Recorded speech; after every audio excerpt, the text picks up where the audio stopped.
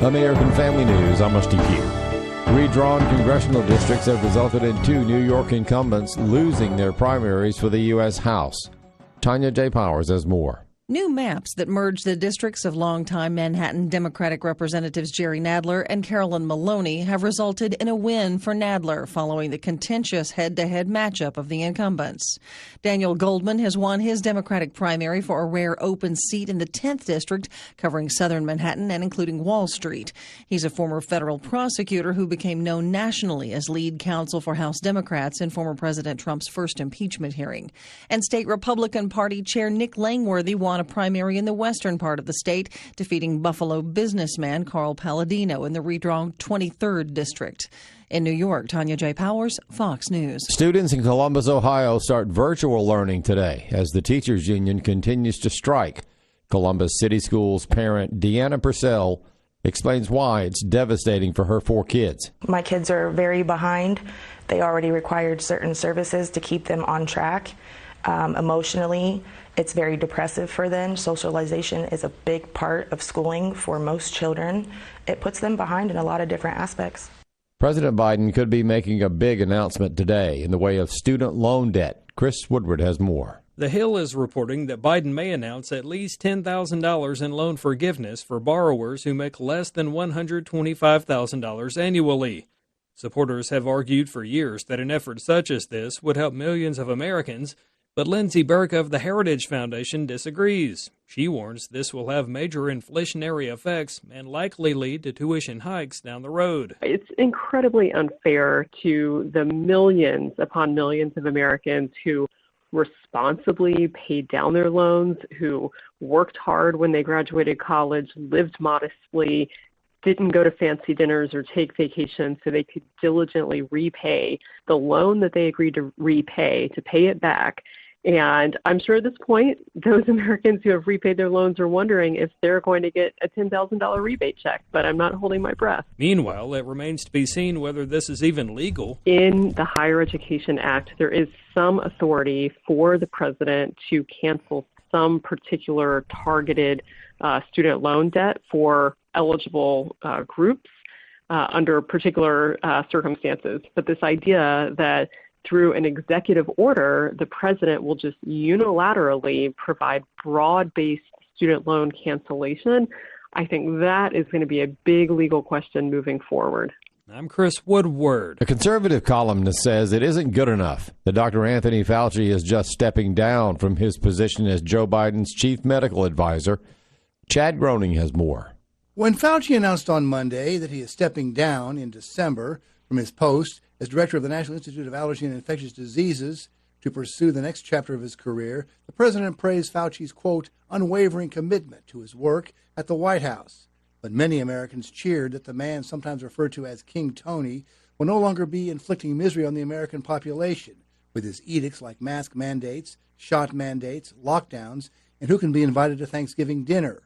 Robert Knight is a columnist for the Washington Times. Anthony Fauci is one of the most deceptive, dishonest people in public life at the top of the health pyramid, calling the shots. But Knight says Fauci's retirement isn't soon enough. Plus, he ought to be prosecuted for the many lies he told, putting people at risk, probably costing lives. He, more than anyone, was responsible for downplaying the effectiveness of therapeutic approaches like ivermectin and hydroxychloroquine that could have saved thousands of lives. When is he going to be held accountable for that? Some analysts have speculated that Fauci chose to leave in December because he fears a Republican-controlled Congress will make him explain his actions next year. I'm Chad Groening. Global shares are trading mixed as a wait-and-see mood sets in following another, though more modest, day of sell-offs on Wall Street. More news online at afn.net and on the AFN mobile app. I'm Rusty Pugh.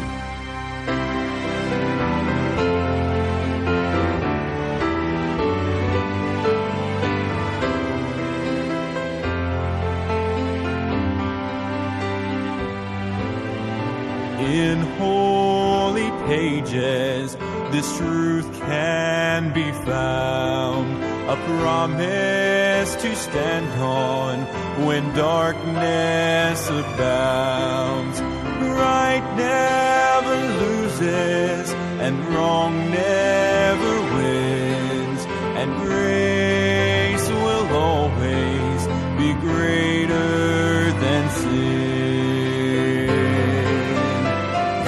God's grace will always be greater than sin.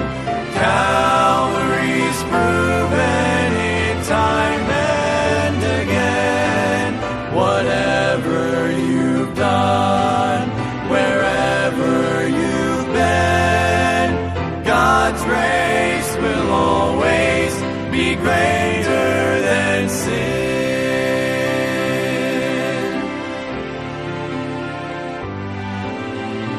Broken and bruised from the choices you've made, sin has a price tag so often you've paid. But Jesus is waiting, new hope is in Him. Grace will always be greater than sin.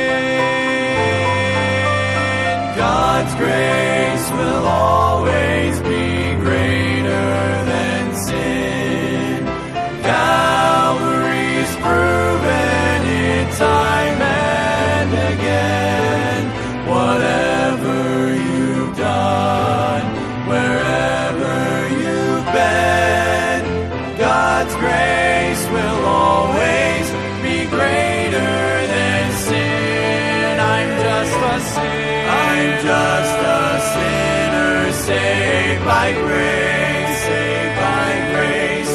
When I stood, I stepped to death.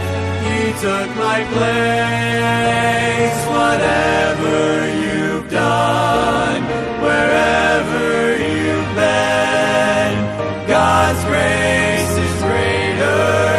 God's grace is greater. Yes, God's grace will